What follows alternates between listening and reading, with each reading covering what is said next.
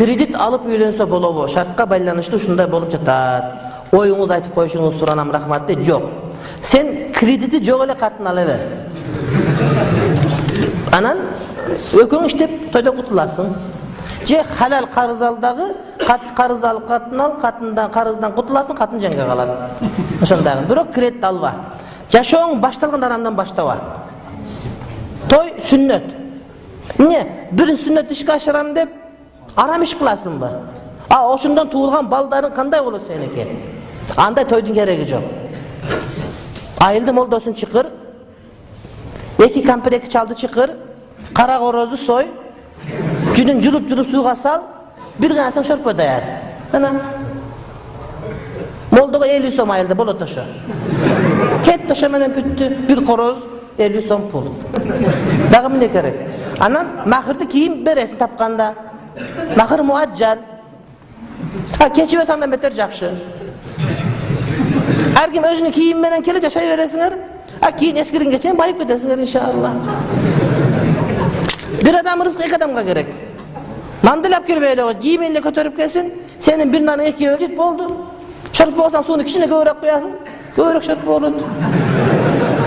Жашоону эмнеге татаал кыласыңар түшүнбөйм. Жашоо эң жеңил. Үй алып, машина алып, анан карьера кылып, анан иштеп.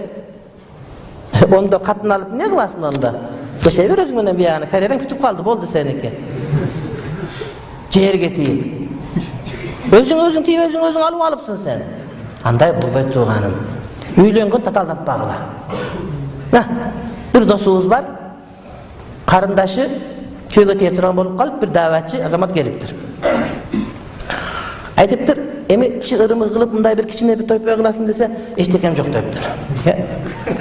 Эмне кылабыз? Алып кетем аны.